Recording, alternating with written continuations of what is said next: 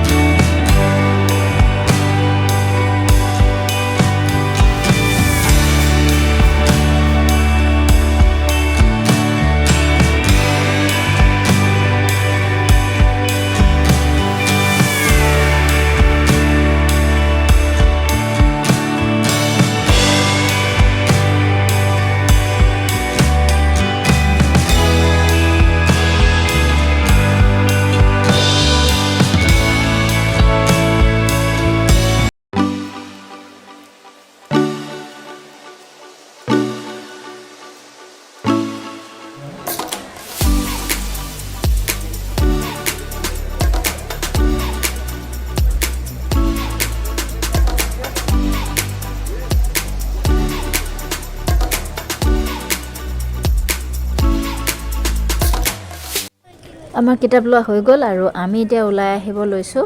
আৰু ওলাই আহোঁতে দেখিছে অকণমান আন্ধাৰেই হৈছে, এইফালে লাইটখিনি জ্বলি গৈছে। এতিয়া আৰু আমাৰ দেৰিও হৈছে অৱশ্যে, অলপ কামো আছে ঘৰত যায়। ডিউটিৰ পৰা বাহিৰে আহিছোঁ, মই ঘৰত যোৱাই নাই। ছোৱালী আহিবৰ কাৰণে উৎপাত কৰি আছিলে, সেইটো কাৰণে আৰু চিধা ডিউটিৰ পৰা বাহিৰে গুচি আহিলোঁ। দেখিছেনে বাহিৰখন ইমান ধুনীয়া লাগিছে। আৰু মানুহ অৱশ্যে আহিবলৈ এৰাই নাই, আহিয়ে আছে। আজি ৰাতিলৈকে আছে, ৰাতি 9টামান বজালৈকে হ'ব চাগে। তো আহি আমি খাই ল'লোঁ এইফালে পানীপুৰি। মই পানীপুৰি খাই বহুত ভাল পাওঁ, আৰু সেইটো কাৰণে ভাবিলোঁ ডিউটিৰ পৰা বাহিৰে আহিছোঁ, কিবা এটা খাই লওঁ। বেলেগ একো খাবলৈ মন নগ'ল, আৰু সেইটো কাৰণে পানীপুৰিয়ে খাই ল'লোঁ। আৰু ফুচকা খাই আপোনালোকে চাগে বহুতেই ভাল পায়, কোনে কোনে ভাল পায় জনাবচোন দেই। মই কিন্তু বহুতেই ভাল পাওঁ, মোৰ হৈছে এইটো প্ৰিয়, বহুতেই প্ৰিয়। মই বহুত ভাল পাওঁ, মোৰ মানে পানীপুৰি দেখিলে খাওঁ লাগি যায়। আৰু এইফালে দেখিছে মানুহবিলাক আহিয়ে আছে, যি শেষ হ'ব। এইফালে দেখিছেনে সেই পোৱালিটো সেই পোৱালিটো হৈছে, তাক বোলে 10 টকা এটা লাগে। সি আমাৰ পৰা 10 টকা এটা খুজি লৈ গ'ল, কিবা খাব বোলে। তো আমি পোৱালিটোক 10 টকা এটা দিলোঁ, দি মেলি আৰু এতিয়া আমি যাব ওলালোঁ। এতিয়া আমি ঘৰত যাম আৰু চিধা। ভাগৰ লাগিছে, ডিউটিৰ পৰা বাহিৰে আহিছোঁ। এইফালে আৰু ফ্ৰেছ নহ'লে গা চাও ভাল নালাগে। তো তেতিয়াহ'লে আমি এতিয়া দৌৰাদৌৰিকৈ ওলাই আহিলোঁ, আৰু আকৌ আমি চান্দমাৰী ব্ৰিজৰ তলেদিয়ে আহিছোঁ। দেখিছেনে ৰাস্তাটো ইমান ধুনীয়া লাগিছে নহয়। অৱশ্যে অলপ আন্ধাৰ অলপ পোহৰ, 6টামান বাজিছে এতিয়া। সেইটো কাৰণে টাইমিংখিনি ৰাস্তাৰ এইবিলাক চাইডে বহুত ধুনীয়া পৰিৱেশ আৰু বহুত সুন্দৰ। অৱশ্যে লগতে অলপমান ঠাণ্ডাও।